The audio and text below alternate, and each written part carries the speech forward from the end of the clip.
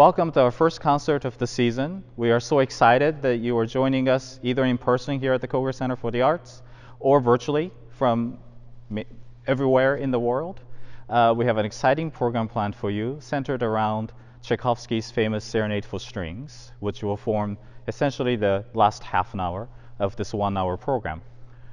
And to complement Tchaikovsky's Serenade for Strings, I thought it would be a great idea as we celebrate this new season, this somewhat changed world that we live in, to feature 3 American works, highlighting 2 works by African American composers, Jessie Montgomery and George Walker, and also featuring another work by young Indian American composer, Reena Esmail.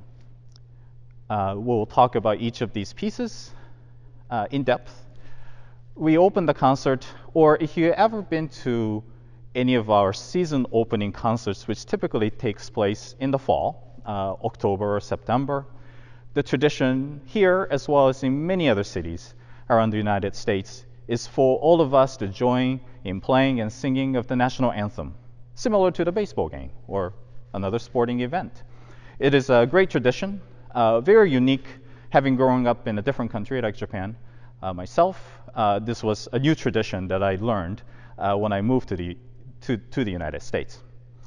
Since this is our first official concert, typically we will be opening the concert with singing and playing of the national anthem. However, as we all know, singing is, well, it has become a bit of a dangerous thing over the past few months or so. But I still wanted to keep that tradition alive. In comes a piece called Banner by Jessie Montgomery. Jessie, whose work, Records from a Vanishing City, we performed last January, with the Philharmonic here at the Koger Center. She wrote a piece called Banner in 2014. The commission was to celebrate the 200th anniversary or bicentennial of Star Spangled Banner being the national anthem of the U.S.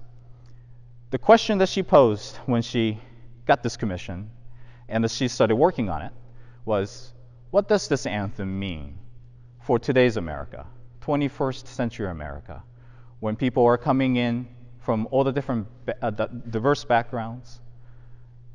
She's also always commenting on how each individual fits in that particular community. That's one of the main emphasis or concerns of Jessie's. As an artist, as a composer, she's also an accomplished violinist and teacher as well. So she decided to create this 21st century fantasy or rhapsody, if you would. Almost, if you're writing a prose, it's musings, really, on this melody that we all know of Star Spangled Banner. And it features a solo string quartet. So the solo string quartet comes from within our orchestra. Sometimes this piece is done with guest string quartet. Incidentally, Jessie, as I mentioned, is an outstanding violinist. She also performed for several years as a member of the Catalyst Quartet, which performs a lot of new music along with traditional repertoire, like quartets by Beethoven, Dvorak, and so on. So when the piece was premiered, Jessie played in one of the solo parts in the Catalyst Quartet. In today's version, we will be hearing our principal strings. So Marilee Taylor-Kinosian will be playing the first violin part. Damir Horvat, our principal second violinist, will be playing the second violin part. Scott Garrett will be playing the solo viola part, and Dusan Vukalovic will be playing the cello solo part. And they'll be sort of in front of their peers and colleagues who will play the orchestral part. Right there, you kind of see the relationship of the solo quartet, the individual voices, if you would, contrasting with that of the community, and that will be the mass string orchestra behind them. So that's sort of one unique feature of this piece. Another unique feature of this piece is that when Jessie was working on this piece, she realized that the musical ingredients or DNA, if you would, of the national anthem and Lift Every Voice and Sing was very similar. So she decided to incorporate that piece into the fold. And then you will hear some of our astute listeners will recognize right away, after a brief introduction, you will hear Mayor Lee, our concertmaster, playing the little refrain from the Mexican national anthem. And that leads right into this very festive Mexican folk-like, almost mariachi-like section, but still using Star Spangled Banner as its source material. There's a fantastic moment before the end, the climactic moment, in which there will be several individual musicians playing the strains of the Star Spangled Banner, while there are other musicians on top of it also playing Lift Every Voice and Sing. And then there will be somebody else playing the Mexican national anthem, sort of the literal musical melting pot. This is a technique that somebody like Charles Ives earlier in the 20th century incorporated a lot. And Jessie here uses to a magnificent effect. So that's a rousing opening to our first concert of the season. And then we kind of changed the mood a little bit to more of the somber, almost like a lament. Incidentally, this piece, Lyric for Strings by George Walker, when it was written originally for a string quartet in 1946, when Walker was still at the Curtis Institute of Music. Incidentally, he was the first African American student to graduate from the Curtis Institute.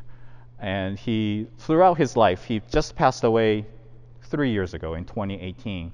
He had a long-spanning career. He was a trailblazer in many regards. As an African American composer, he was the first black composer to receive the Pulitzer Prize in Music back in 1994. And this piece that he originally called Lament, rather than Lyric for Strings, was written as a tribute to his late grandmother who had just passed away. The mood of it might bring to mind some of your minds another famous American piece, Barber's Adagio for Strings, which is kind of interesting coincidence too, because Barber also went through the Curtis Institute of Music, and so there might be some similarities there. But this is a heartfelt, heart-rendering, brief piece, and yet there's a moment of despair for sure in its climax, but then it resolves in a more hopeful note, more serene, hopeful note. And I thought this would be a perfect piece to feature really as our memorial and tribute to everyone who's out there, whose lives and whose families' lives have been impacted by this pandemic of 2020 and still ongoing. To follow that, we have another more recent piece. This is a piece dating from 2013, and it was written by outstanding Indian American composer Reena Esmail, who is now based in LA. And she seamlessly incorporates traditional Hindustani or Indian music with classical music. So this piece is called Tim Murti, and what is interesting about this piece, again, you will hear a lot of the solo strings within the mass string orchestra. Reena, in talking about this piece, mentioned that when she spent a year in 2011, she spent a whole year in India on the Fulbright, and there she got to really immerse herself in the Indian music tradition. And she would often go to these performances, maybe in in street corners. Maybe people just casually gathered around, and she noticed that one of the most fascinating and magical things about these, almost like what we might call pop-up concerts sometimes, is that the performer would first announce, essentially in Indian music, what they call rag or raga for the next piece. So that's essentially it's like it's equivalent for us. We often have, for instance, Tchaikovsky's Serenade, which ends the concert. Serenade for strings in C major. So that's the tonality, that's the key of that piece. Often you see that a lot when you see the program book or program listing. You might have seen something like Beethoven Symphony No. 5 in C minor. Well, that's the key. Because the home key for that symphony is in C minor to open. In Indian music, raga or rag is similar to that. It's similar to tonality or key, but apparently it's, and I don't really know much about it because I'm not an expert, but it also has more of a melodic inflection. So when the performer says the next rag is going to be such and such, people in the audience will just kind of spontaneously start humming those notes. And what's happening is somebody else, one of the performers might be playing a drone that forms the base of that rag. So it's almost like you can almost visualize this. She says it's almost like it's very just kind of perfume or fragrance sort of wafting through the air, but it's the sound of people recognizing what notes are about to be played or sung and starts kind of improvising or so on those notes on their own. So you might have several people around you who are sort of on top of this foundation of this drone. You might have several people just kind of not jamming, but just gently just humming all these notes. So before each portion, each song, let's say, there will be this kind of almost like a musical ritual that just happens spontaneously. There's this drone, and there might be several audience members kind of gently humming the notes from that rag. And that kind of effect was so magical for Reena that she decided to kind of write it out for string orchestra. So you will hear, and she calls these sort of promenades. If you're familiar with Mussorgsky's pictures and exhibition, it is that common musical theme that kind of reappears throughout. So she uses this at the opening, where there is a drone, and you will hear some of the solo strings kind of improvising on top of each other, not quite really syncing up with each other, and that's sort of the whole point. It's just kind of this people just kind of murmuring or humming on their own, and before the dance starts. So there are three dances, and each section is sort of surrounded by these kind of improvisatory moments to frame it. The dances themselves are quite rhythmic. It uses, if you are familiar with meter, so 3/4 would be a waltz, for instance, or 2/4 or 6/8 might be a march, so on. We'll use some of these more common time signatures or meters. In this piece, there are so many complex meters, like 13/16 or 10/16 or 11/16, 15/16, all of these things. What that means really is that it is quite a challenge for performers. It is so groovy, but the groove itself is not predictable. It is a very complex groove. But as a listener, our goal is for you to feel like there's this easygoing groove going on, even though we are sweating ourselves up on the stage with this complex rhythm. But it is a fantastic piece. We just had the pleasure of putting together a chamber music program in conjunction with the Columbia Museum for the Art for their recently finished exhibit, Visions from India, with Reena joining us from LA, and it was great to be able to work with her that way. Our initial plan that we had planned, I have to use this term, during the before times, was to have Reena in for several days residency, and we could present that chamber program, perform Tim Murti for a full house here, at the Koger Center, and for her to work with some of the composition students in the area at, for instance, at the University of South Carolina. But we're making as you know, we're making the best of what we got this season. But I'm still glad that we can present this fantastic piece and introduce this fantastic composer to all of you out there. So this brings us to the final work on the program, which is the famous Serenade for Strings in C major by Tchaikovsky. And this was written in 1880. And what's interesting about this piece is really, in some sense, what other piece he was working on simultaneously. At the same time, he was composing the famous 1812 overture, which apparently Tchaikovsky just hated. To him at the moment, it was a sort of occasional piece that was commissioned.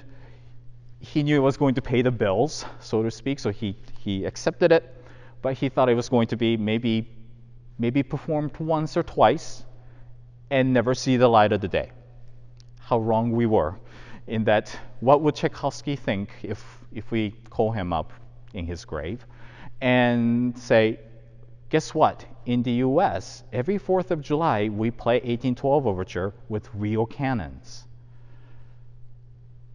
I don't know what he would have said. At the same time, he was working on Serenade for Strings, a completely contrasting work in his mind. As a matter of fact, he wrote to von Meck, his longtime patroness, and the deal was they would never meet, but they will always correspond by letters. So he wrote often to her and described his creative process in the process. So we know what was going through his mind. So thanks to those correspondence between Mrs. von Meck and Tchaikovsky, we kind of get a sense of how he felt about his work. Tchaikovsky was a very self-critical person. Some of the earlier works he kept on revising because he felt insecure about certain aspects of the work, or maybe he wasn't happy with a particular review that he got for a certain section of the piece. So there are many revisions he went through, and he would often talk about these things to Mrs. von Meck. For the Serenade, so in the same letter, he's talking about both the 1812 overture and Serenade for Strings. About Serenade for Strings, he actually says something to the effect of, now this piece, I'm putting my heart and soul into it. So I hope that this will have a lasting artistic merit. He was wrong about 1812 and how maybe it's an occasional piece, nobody's going to really take this seriously. He was right about having the Serenade for Strings, this other piece that we're going to perform, having its lasting artistic merit. He initially was planning on writing a symphony. Then he changed his mind. He wanted to write a string quartet. And somewhere in the process, he sort of ended up in the middle, which is a serenade. It's really a symphony for strings only, so no winds. But he does say in the score, nowadays you hear many different versions or performances of this piece. Sometimes played with in a chamber orchestra setting with smaller forces. Sometimes you might hear the mass strings of Berlin Philharmonic or these big orchestras playing it.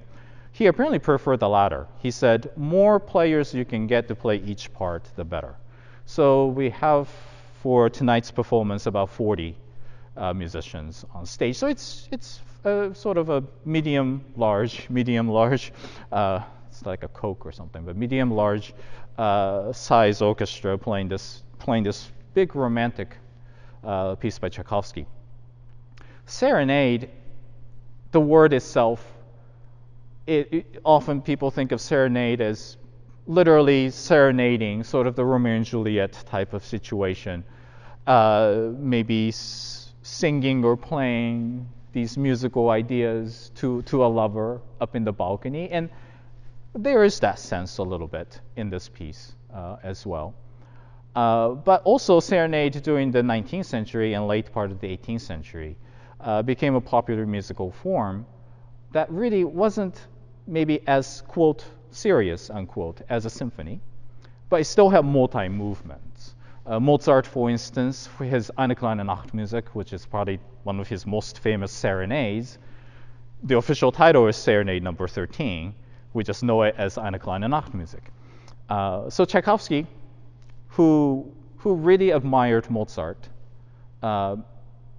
and just generally speaking, music of the past, but particularly Mozart, decided to write the Serenade in 4 movements. So it is, again, similar to a 4-movement symphony in a sense. First movement is a piece, it's in the form of sonatina.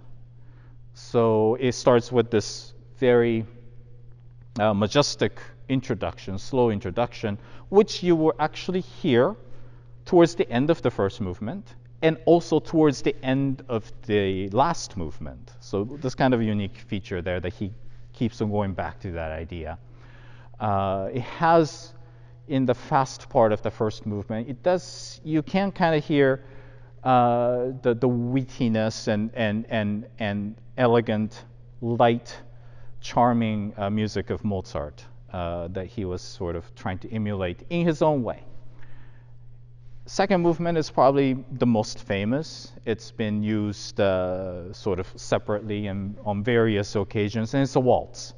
Tchaikovsky, when we talk about waltz, there is the Viennese tradition with the Strauss family. But Tchaikovsky and his waltzes, for instance, all the big waltzes from the 3 big ballets, the Nutcracker, Swan Lake, and Sleeping Beauty, they have become sort of a lasting masterworks or miniatures from a large-scale work. No exception here. It's a short movement, barely 4 minutes long, but it does show off brilliantly what you can do with a string orchestra within this. It's just such a infectious is probably not a good word to use, but I'm gonna stick to it. It's an earworm in a sense. Infectious melody that he uses in the waltz, which is followed by a movement called elegy, and that is the slow movement, of course. And the one thing, I heard this story, famous Japanese conductor Seiji Ozawa mentioned this story, credited to his conducting teacher, Hideo Saito, who was a classical music pioneer in Japan in early part of the 20th century. Apparently this Tchaikovsky serenade was Saito's favorite. And in the elegy movement, how he always described it to his students was that it's almost as though you were at somebody's memorial service. And the opening section is essentially an outpouring of grief by the mourners there. And then that comes to a conclusion, and then the main part of the elegy movement starts. And that part gets a little bit faster. There's a gentle plucking of the pizzicato, the plucking accompaniment that happens, almost like a guitar accompaniment or something, but it's obviously done by the string orchestra. And that section, Saito said, is like a eulogy. So now somebody's getting up and talking about this person's life, all of the highlights, some personal moments, and all of these things. It's almost like watching a mini movie about somebody's life, and so that's what you hear. And then, of course, it comes to a conclusion. Again, the outpouring of grief, you can say. At the conclusion of an elegy, which leads directly into the finale, which is quite contrasting, but it's built on 2 folk songs. Essentially, the movement is subtitled Russian Themes. So he took 2 different folk songs. You will hear it first in the slow introduction, and then it just becomes such an energetic, virtuosic, festive, really, display of virtuosic technique by the string orchestra to the end, However, right before the end, as I mentioned, the moment sounds somewhat similar to the end of the Fifth Symphony by Tchaikovsky, which is one of my favorite pieces as well. That where he refers back to the very opening material from the first movement, finds its way all the way back to the climactic moment of the finale, before everybody just again, to the grand finale. So everybody everything gets faster and louder into its conclusion. So it's for a string orchestra only concert, it's probably the equivalent of playing a full romantic symphony with a full orchestra. And for our season opener, I wanted to have something like that, and something that everybody knows, or at least on the stage, it's a piece that likely everybody on the stage have played at least parts of it at one time or another. It's one of the beloved pieces in our repertoire, which we don't get to do often because, again, it's only for strings. So typically, we do things with everybody, with the winds, brass, and percussion. So it's sort of a way of kind of trying to turn this setting into opportunity. So since we only have strings for this program, but we still want to give you a grand romantic symphony-like feeling. So I hope you enjoy that. This really is our season opener. It's January, but it is. We've had a few chamber ensemble things outdoors in the fall. We recorded a live. So it wasn't a live. We recorded a streaming program back in November. That was 19 people. This is 40 people on stage with audience, socially distanced audience in the hall, as well as virtually through the live stream. So it is a unique circumstance for all of us. In some ways, recording something like we did in November is a little bit harder because we don't have really the live audience whose energy we can feed off of. For us musicians, there's an elevated excitement or adrenaline because we feed off of everybody's energy. They all feed off of each other's energy on stage. I feed off of their energy, vice versa. More importantly, we all, as performers, and that's true of musicians, dancers, actors, anybody in performing arts, the part of performance that makes it special is the people who share it. Whether it's live in person here or live over the internet, it's a little bit different, but it's still the same kind of opportunity, same kind of pressure, in a sense. And so it is different in a sense from anything we've done so far this year. And again, each performance is different, right? That's why live music is special compared to canned or recorded music, because it's not the same every time. It's similar every time. We'll obviously playing the same notes. Hopefully we're playing the same notes. But the nuances, there are a lot of these spontaneous things that happen in the spot, in the moment. And many musicians here of the South Carolina Philharmonic, our peers, colleagues around the country, we've been missing that.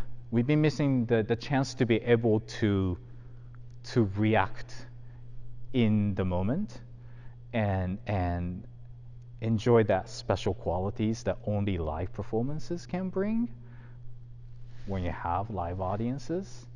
And so I feel fortunate, to say the least, that we can do this, that we have we have the certain protocols in place that allow us to do it.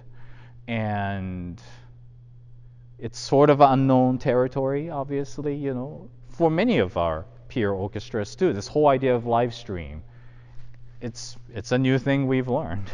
So, we are all on the stage, off the stage, in the background. This is sort of a whole new adventure for the audience members too. It's a different format.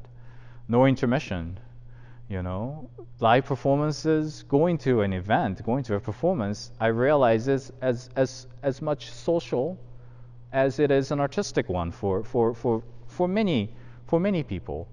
You want to be able to hug your friends and your seatmate and all of these things, and this is going to be a little bit different, obviously.